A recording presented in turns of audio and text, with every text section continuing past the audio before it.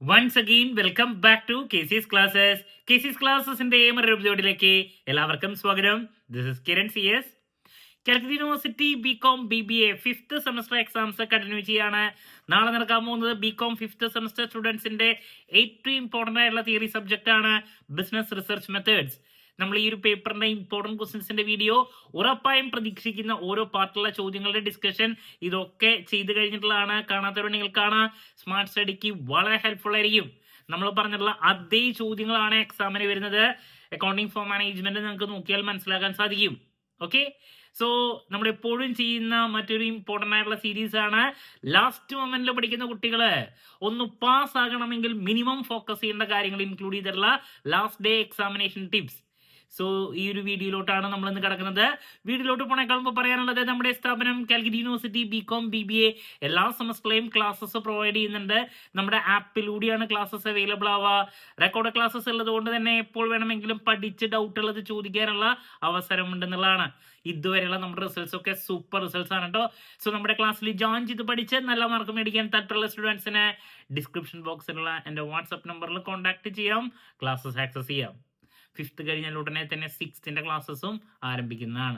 Okay, so നമുക്ക് എന്തെങ്കിലും വീഡിയോയിലോട്ട് കിടക്കാം. അപ്പോൾ ബിസിനസ് റിസർച്ച് മെത്തേഡ്സ് ഒരുപാട് വായിക്കാനുള്ള ഒരു സബ്ജക്റ്റ് ആണ്. സോ ലാസ്റ്റ് മൊമെന്റിൽ പഠിക്കുന്ന കുട്ടികൾ മിനിമം ഒന്ന് പാസ് ആകണമെങ്കിൽ ഫോക്കസ് ചെയ്യേണ്ട മൊഡ്യൂൾസ് ഏതൊക്കെയാണെന്നുള്ളത് ഇമ്പോർട്ടൻറ്റ് ക്വസ്റ്റ്യൻസിന്റെ വീഡിയോയിൽ ഞാൻ മെൻഷൻ ചെയ്തിട്ടുണ്ടായിരുന്നു. First module basics, then last module research റിപ്പോർട്ടിനെ പറ്റിയുള്ള കാര്യങ്ങൾ. ഇതിലോട്ട് രണ്ടും ഫോക്കസ് ചെയ്താൽ തന്നെ നമുക്ക് പാസ് മാർക്കിനുള്ളത് കിട്ടും. സോ ഒന്നും കഴിയാണ്ടിരിക്കുന്നവര് ഈ 2 മൊഡ്യൂളുമായിട്ട് ഫോക്കസ് ചെയ്യുക. ദെൻ നമുക്ക് പാസ്സാകാൻ വേണ്ടത് 35 മാർക്കാണ്. സോ ഞാൻ എപ്പോഴും പറയുന്നതാണ്, ഇന്റേണല് 20 10 മാർക്ക് റെഗുലർ സ്റ്റുഡൻസിന് ടീച്ചേഴ്സിന്റെ കയ്യിൽ നിന്ന് കിട്ടും. അല്ലാത്തവർക്ക് MCQ എഴുതി മേടിക്കണം. അങ്ങനെ ഒരു 10 മാർക്ക് കിട്ടിയാൽ ബാലൻസ് ഔട്ട് ഓഫ് 80 25 കൂടുതൽ മേടിക്കാൻ പുഷ്പം പോലെ സാധിക്കും. സോ അതാണ് നമ്മൾ ഡിസ്കസ് ചെയ്യാൻ പോകുന്നത്. സോ അതിന് വേണ്ടിയിട്ട് എപ്പോഴും പറയുന്നതാണ്, 2 പാർട്ടിലോട്ട് നമ്മുടെ ഫോക്കസ് പോകണം. പാർട്ട് സിയും പാർട്ട് എയും. ഈ 2 പാർട്ടിന്റെയും പ്രത്യേകത എന്താ? ഏറ്റവും കൂടുതൽ റിപ്പീറ്റ് ചോദ്യങ്ങൾ വരുന്നത് ഈ 2 പാർട്ടിലുമാണ്. ബി പാർട്ടിലാണ് കുറച്ചൊരു ഡിഫറെന്റ് ആയിട്ടുള്ള രീതിയിൽ ചോദ്യങ്ങൾ ഇടാറ്. സോ ഈ ഒരു സബ്ജക്റ്റിനെ റിലേറ്റ് ചെയ്ത് പറയുമ്പോൾ 4 എസ്സേയിൽ 2 എസ്സേ ആദ്യത്തെ മൊഡ്യൂളും ലാസ്റ്റത്തെ മൊഡ്യൂളിൽ നിന്ന് എന്തായാലും ലഭിക്കും. സോ ഫസ്റ്റ് മൊഡ്യൂളിന് നമ്മൾ എന്തായാലും ബേസിക് ക്വസ്റ്റ്യൻ ഒരെണ്ണം എസ്സേക്ക് പ്രതീക്ഷിക്കുന്നുണ്ട്. ഇപ്പൊ റിസർച്ച് എന്താണ്, റിസർച്ചിന്റെ പ്രോസസ്സ് എന്ന് വെച്ചാൽ സ്റ്റെപ്സ്. അതുപോലെ തന്നെ നമുക്ക് മിക്ക പേപ്പറിലും ക്ലാസിഫിക്കേഷൻ ഓഫ് റിസർച്ച് ഉണ്ട്. സാധാരണ ക്ലാസിഫിക്കേഷൻ പഠിച്ചാൽ 2 ഉപകാരമാണ്. ചിലപ്പോൾ അത് എസ്സേക്കും ചോദിക്കും, അതല്ലെങ്കിൽ അതിൻ്റെ ഉള്ളിലത്തെ ഏതെങ്കിലും 1-2 ടോപ്പിക്കുകൾ 2 മാർക്സിനും 5 മാർക്സിനും വരും. അപ്പോൾ എസ്സേക്ക് എസ്സേക്ക് ആ ഒരു ചോദ്യം ചോദിച്ചില്ലെങ്കിൽ എസ്സേയുടെ അതേ ഇഫക്റ്റ് തന്നെ 2 and 5 അവർ ചോദിക്കുന്നുള്ളതാണ്. 5 മാർക്കിൻ്റെയിലേക്ക് ഒരെണ്ണം ഇടും, 2 മാർക്കിൻ്റെയിലേക്ക് 2 3 വരെ അതിൽ നിന്ന് ചോദ്യങ്ങൾ ഇടാറുണ്ട്. അപ്പോൾ വളരെ ഇമ്പോർട്ടൻ്റ് ആയിട്ടുള്ള ഒരു ടോപ്പിക്കാണ് ഈ പറയുന്ന ക്ലാസിഫിക്കേഷൻ ഓഫ് റിസർച്ചും അതുപോലെ തന്നെ റിസർച്ചിന്റെ പ്രോസസ്സ്. നമ്മൾ എസ്സേക്ക് പ്രതീക്ഷിക്കുന്ന ഒരു ടോപ്പിക്ക്.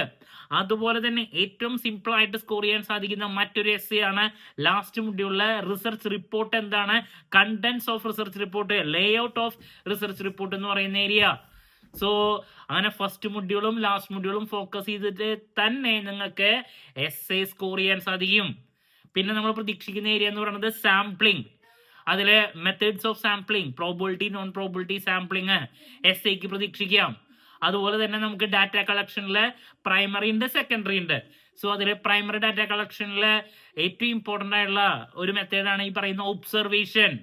അപ്പോൾ ഒബ്സർവേഷനെ റിലേറ്റ് ചെയ്തിട്ട് സെപ്പറേറ്റ് ചോദിക്കാം.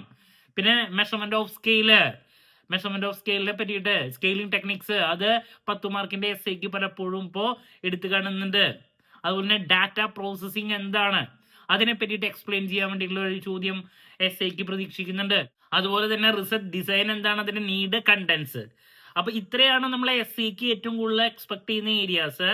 അപ്പോൾ ഞാൻ ഓൾറെഡി എസ്സേക്ക് ഷുവറായിട്ട് പ്രതീക്ഷിക്കുന്ന ചോദ്യങ്ങളുടെ വീഡിയോ ചെയ്തിട്ടുണ്ട്. അപ്പോൾ ലാസ്റ്റ് മൊമെന്റിൽ പഠിക്കുന്ന കുട്ടികള് ഫസ്റ്റ് മൊഡ്യൂളും ലാസ്റ്റ് മൊഡ്യൂളും ഫോക്കസ് ചെയ്താൽ തന്നെ 2 എസ്സേ മിക്കതും കിട്ടും. നമുക്ക് അറിയുന്ന പോലെ പ്രസന്റ് ചെയ്താൽ 2 എസ്സേയും കൂടിയിട്ട് ഒരു 10 മാർക്കിനേക്കാൾ എബവ് കിട്ടിയാൽ മതി. ഒരെണ്ണത്തിൽ നിന്ന് 5 മാർക്ക്, രണ്ടാമത്തിൽ നിന്ന് 5 മാർക്ക്, മിനിമം 10. ഫുൾ മാർക്കൊന്നും നമുക്ക് വേണ്ട. ഇങ്ങനെ കിട്ടിയാൽ തന്നെ നമുക്ക് ഒരു എഡ്ജ് എസ്സേ പാർട്ടിൽ നിന്ന് കിട്ടും. ഇനി അതിനുശേഷം നമ്മൾ 2 മാർക്സിന്റെ റിപ്പീറ്റ് ആയിട്ട് പ്രതീക്ഷിക്കുന്ന ചോദ്യങ്ങളുടെ വീഡിയോ ചെയ്തിട്ടുണ്ട്. 15 ചോദ്യങ്ങളാണ് വരുന്നത്. അതിൽ നിന്നൊരു 5 എണ്ണം കിട്ടാൻ ഇപ്പൊ പഠിച്ചുകൊണ്ടിരിക്കുന്ന കുട്ടിക്കാണെങ്കിലും സാധ്യമാണ്. വളരെ ഈസി ആയിട്ട് എല്ലാ പേപ്പറിലും റിപ്പീറ്റ് ആയിട്ട് വരുന്ന കുറച്ച് ചോദ്യങ്ങളുടെ പാറ്റേൺ ഞാനൊന്ന് പറയാം.